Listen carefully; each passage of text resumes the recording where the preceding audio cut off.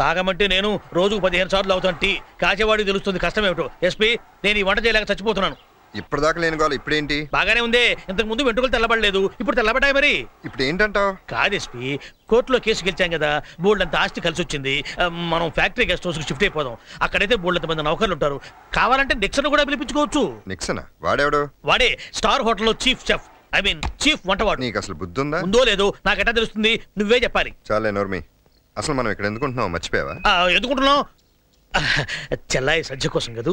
తనకి నేనన్నా నా వాళ్ళన్నా ఎంత అసహ్యమో నీకు తెలుసు. అందుకనే కదా తన చదువుకి సీక్రెట్గా స్పాన్సర్ చేస్తూ పక్కనే ఉంటున్నాను. అన్నీ తెలిసి కూడా ఇల్లు ఆస్తి అంటావేంటి? సారీ.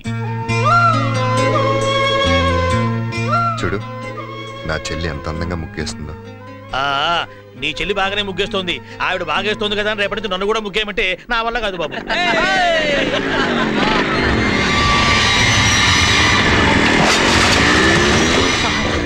హలో, చూసి వెళ్ళకూడదా? ఒరే మామ, పాప చూడలేదని బాధపడుతున్నట్టుంది, చూసే పోదాం. వెనకేముంటుంది వైరోగం, ఆడపిల్లని ఏడిపిస్తున్నారు.